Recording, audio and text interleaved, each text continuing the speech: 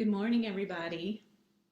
Today we're going to be designing a sensory diet that works for you, and we hope that this discussion today will help advise some of your planning to get you through those summer months with your sensory kids.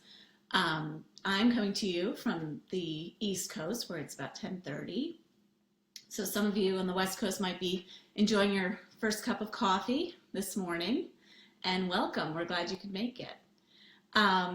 My name is Alescia Ford-Lanza. I am an occupational therapist and an assistive technology practitioner, and I specialize in pediatrics and designing things like this for kids to help them learn and progress and get through the day. So anything you have to say today, if you have any questions or comments, just shoot me a message there and I will respond. Try and answer your questions as best I can. I hope that this kind of advises some of your planning moving forward, and if we didn't answer any questions that you've got, send me a message and we'll try and make it as tailored to what your needs are as we can. Okay, so thanks for joining me, everybody. All right, so let's get into a sensory diet, what it is, why we call it that, and how to make it all work for you, what you might need to make this successful at your in your homes. So if you are new to sensory processing and new to the conversation about what that is, sensory processing is sensory integration is the process of taking information in through your sensory systems, processing that information, and responding appropriately. So when we've got normal sensory processing, we have normal developmental skills as a result. So some of the kiddos that we see with sensory processing issues are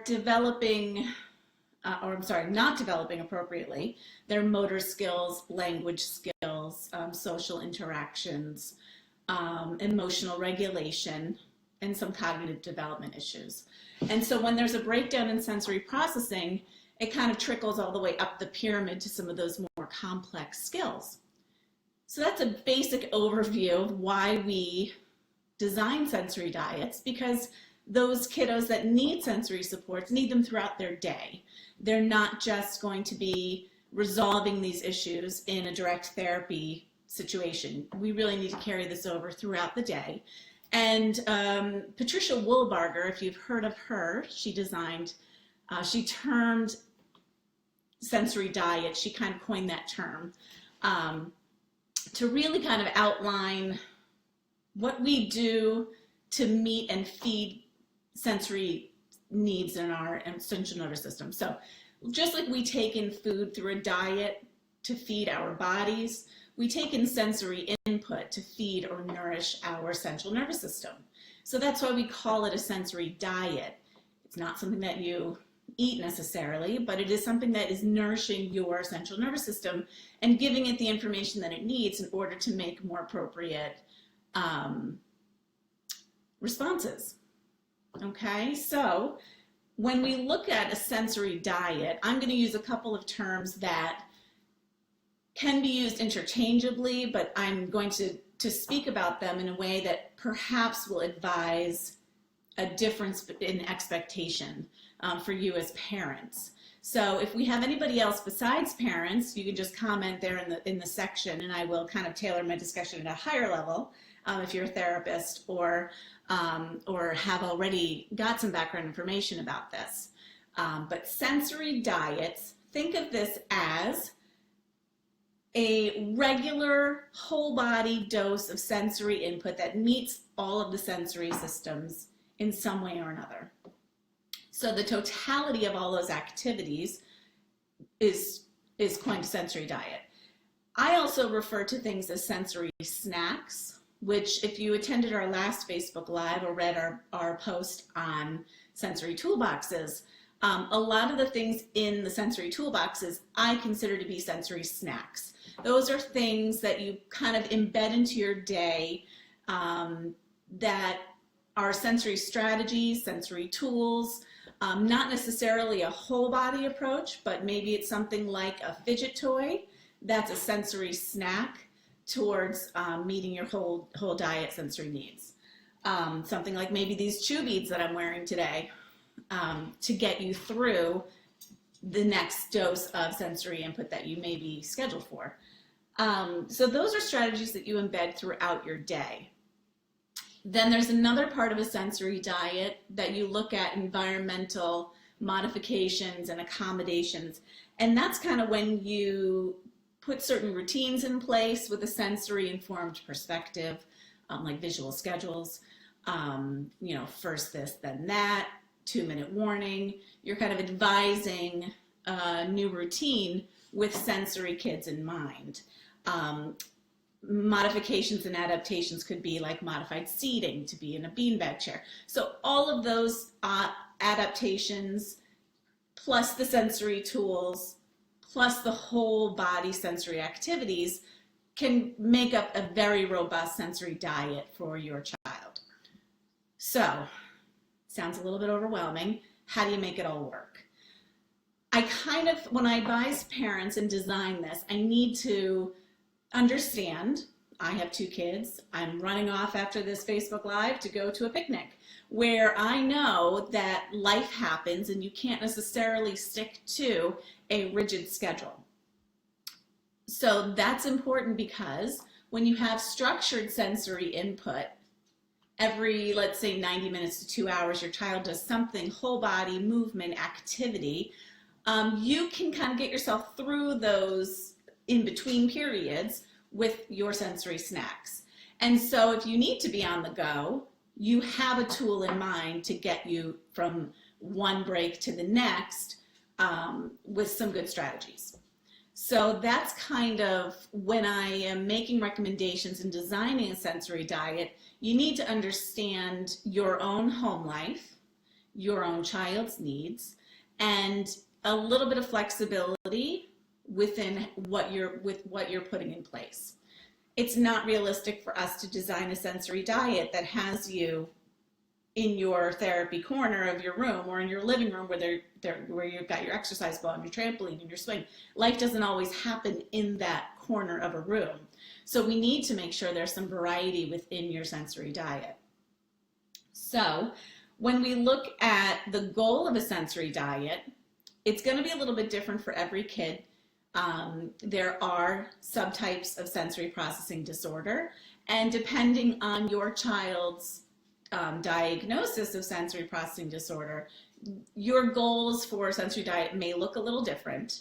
But in general, we want a sensory diet to optimize the child's ability to perform, to interact, to attend, to focus, to learn, and to engage in something that is meaningful activity with other people, with objects, with anything that they need to sustain interaction and participation. A sensory diet helps to regulate the central nervous system so that they can more appropriately interact. That is the ultimate goal of a sensory diet. And again, I mean, it's a little bit different. You could have a sensory avoidant child, or you could have a sensory seeking child.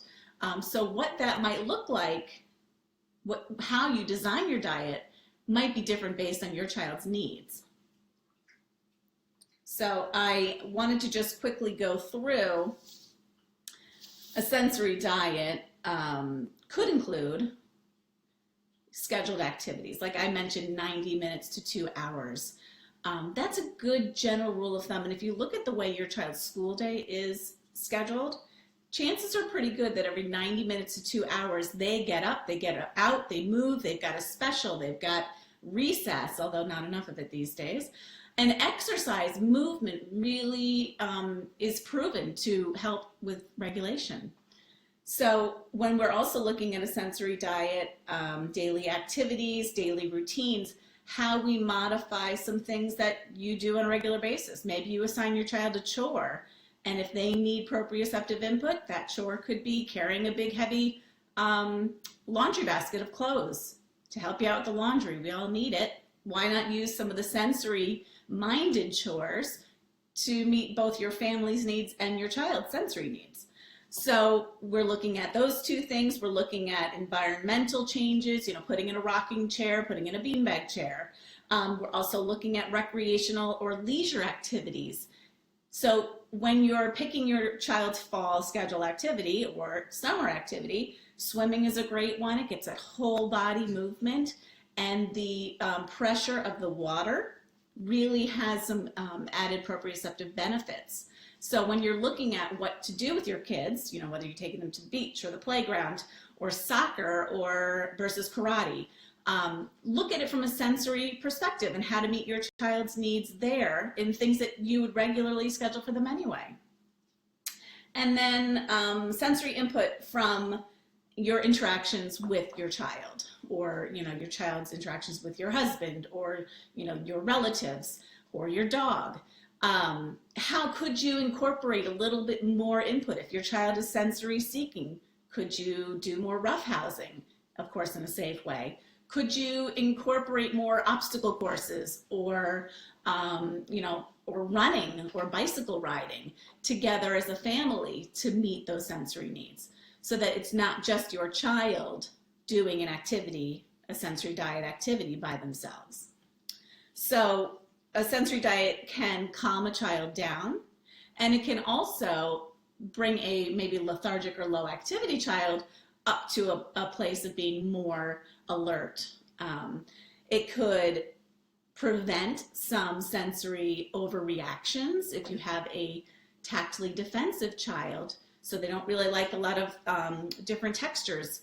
You could put sensory diet activities in place that would lessen that overreactivity or that aversion. You could be, if you have a child with autism, we're going to be writing an article, so look for it soon, all about self-stimulatory behaviors and what is the purpose of self-stimulatory behavior. Again, with every behavior, with every child, it could be different. However, there is a sensory reason for some of these self-stimulatory behaviors, and behaviorists as well as OTs alike will give a replacement toy or a replacement sensory activity to make that behavior a little bit more socially appropriate. So we can look at that as well. A sensory diet can increase your child's productivity as well as overall comfort in their environment.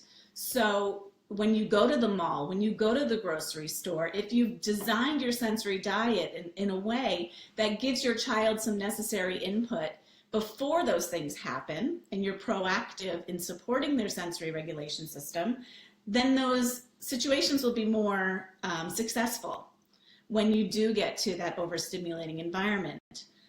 So that's important. And then the ultimate goal for every child, for every parent, is self-regulation. So the children that need these sensory tools, thanks for the like, these sensory tools, they need them because they're not able to regulate right now. They need your help with that. So by putting in targeted activities, you're retraining their brain, retraining their central nervous system in a way to process that information more appropriately. That's the goal. And so we hope that by putting these sensory activities in place, they can start to integrate and then independently apply some of these activities so that they are independent, so that they begin to develop some self-regulation skills. That's our goal. We want our kids to be successful in whatever their needs are, in advocating for those needs, and also in taking on some of that automaticity of what we do as adults quite naturally. So if you're overwhelmed as an adult, you know what you need to do to regulate. A sensory diet at this stage is designed for the child because they don't know what to do. So our ultimate goal is to teach those self-regulation strategies. Okay, if you have any questions, guys, just write a comment down there in the HARCLA comment section, and I will make sure I touch on your questions. All right, so we talked about sensory diet. That's like your big umbrella. Within that umbrella, you've got your routines, your environmental modifications, your sensory perspective that kind of advises your decision making as a parent. And then you've got your sensory tools, your sensory snacks. And we talked about that a lot in our sensory toolbox discussion. So when we talk about these sensory activities that make up the whole sensory diet, I like to schedule sensory activities every 90 minutes to 2 hours. And what I like to do is to target with specific activities each sensory system. So I have a little bit of background, and I've been to some great conferences with Julia Harper and Therapedes, and she has a very informed perspective about the sequence that we deliver sensory information into our bodies to release certain neurotransmitters and help with the regulation. From a really a neurological perspective, it kind of informs why you do the things and when do you do certain activities and why. So when we talk about tactile input, a common misperception is, okay, I give my kids some putty, it's, they're touching it, that's tactile input. Really what she has, and what a lot of the sensory processing gurus have kind of talked about is, think about tactile input at a whole body level. You don't just have skin on your hands as receptors, you have it all over your body. So how can you administer tactile information to your sensory system in a whole body way? Obviously, the more input you give, the more impact you'll have. And then really kind of tailoring some of your activities to whole body sensory input. So when we look at also proprioceptive input, that deep touch pressure, tactile input, if it's light touch, is very alerting. Some kids may need that if they have a low activity level or low arousal level. Some kids, light touch will throw them way off in high arousal. So we need to be mindful of the difference between light touch, which is tactile input, and then deep touch, proprioceptive. Okay, so I always tend to start off with some tactile input as well as deep touch pressure. That brings me to the difference between an active proprioceptive activity and a passive proprioceptive activity. There's a lot of language I'm using, and I know it's a lot. We're probably going to go through it in more depth in some of our articles coming up about sensory processing. But it's exactly what it sounds like. Proprioceptive input is input to the muscles and the joints. What you probably don't realize is that there is a difference between squishing your child with a beanbag or rolling a therapy ball firmly on top of their body versus jumping, crawling, crashing. Those are active movements versus the other ones your child is passively receiving that sensory input. So there is a difference, and really well-trained occupational therapists will kind of pick when to do active probe instead of passive probe. So it is something that you can include a variety of those activities in your home sensory diet. And if that's something that your child is working on, you want to make sure that you speak to your occupational therapist to advise when to do active proprioceptive and when to do passive proprioceptive.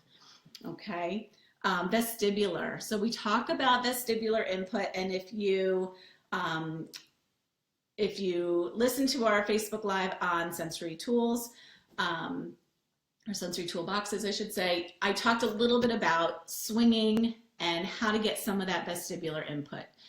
Depending, again, on what your child's sensory profile is, there is a difference in the different types of vestibular input. So vestibular is basically any change in head position. It's the receptors in the inner ear that advise us on where we are in space, sense of movement. So we look at swinging linear, so linear forward and back, as being very calming, very rhythmic, predictable. Linear input can be calming. So if you have a kid, then that's their goal for sensory diet activities, is to promote regulation and organization in a calming way. That would be something that you would want to incorporate in your sensory diet. Vestibular input, forward, back, even side to side. If you have a child who needs alerting sensory vestibular, you would be looking at spinning, or you'd be looking at arrhythmic, unpredictable input. So you would be spinning and changing directions, or you would be swinging forward and then bumping them and changing directions and bumping them again, so that there was no predictability to their sensory input, and therefore they would get a little bit more intensity of that vestibular system. And, we could talk about, when you're looking at your sensory diet, how to get that vestibular. You can do a lot naturally within your environment, within your daily routines, to provide sensory vestibular input. It doesn't have to just be during a therapeutic activity. I was just doing laundry before, and every time I bend down to take something out of the washing machine or out of the dryer and I stand back up, I'm changing my head position. So I'm getting some vestibular input. With kids, it may be as simple as putting your materials under your chair when you're sitting down at your desk. So you have to reach under your desk and sit back up. You're getting a dose of vestibular input. Again, it may not be at the intensity you're going to be getting every 90 minutes to 2 hours during a therapeutic activity, but it's a sensory snack, it's a sensory modification that you can put in place to support the regulation. All right, so then when we look at visual, auditory, olfactory, any kind of those sensory modifications, they're not major systems for some kids, but they're considerations that we need to, be mindful of and plan for. So, looking at the diet that your child eats. We talk about sensory diet being a whole body, but we can't forget about the mouth too.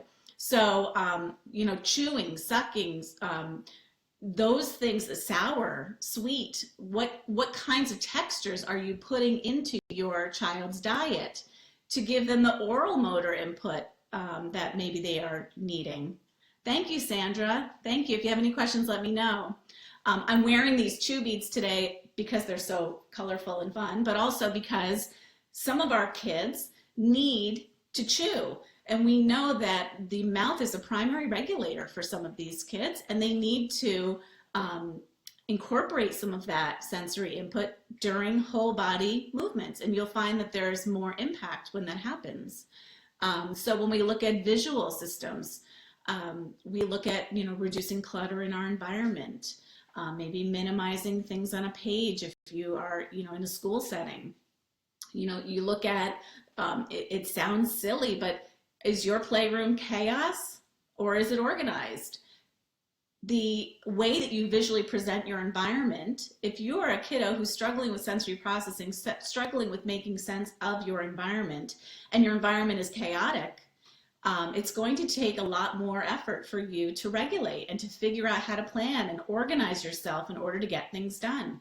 So as parents, we can look closely at our environment from a visual perspective, as well as, okay, do you play music in the background? Is the TV always on?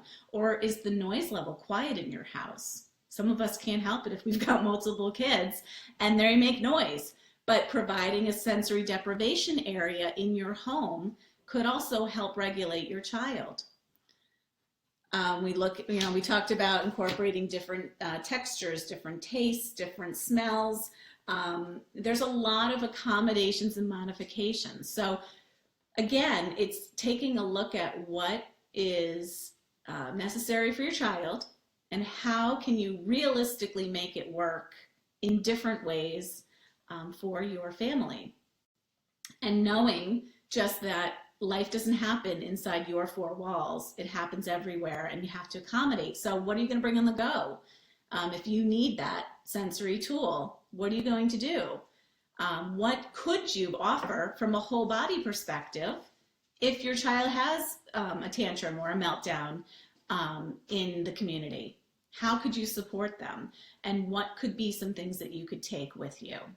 So I know we touched on that more so during our sensory toolbox conversation, but looking at the clothes that you dress them in for the day. Is there any kind of a deep pressure component to that clothing? Is there like an Under Armour makes like a Lycra tight fitting, almost like a rash guard. Some kids wear that all year round under their clothing as a sensory accommodation because they can't get deep pressure all the time, and that clothing offers it to them no matter where they go. So looking at really just an informed sensory perspective for your child in designing your sensory diet, because it can be, and it needs to be, all-encompassing to be the most impactful. Okay. Does anybody have any questions so far? I see some people popping on, and we're just wrapping up our discussion here, but just some takeaways for today, really. Sensory diet, sensory snacks. I like that because it kind of, I like that terminology because it kind of puts it into perspective. We all have meals and we all have snacks. Your sensory diet activities, your therapeutic activities that are scheduled, those are your meals. Breakfast, lunch, and dinner are scheduled for us most of the time. Why don't we feed our central nervous system the same way?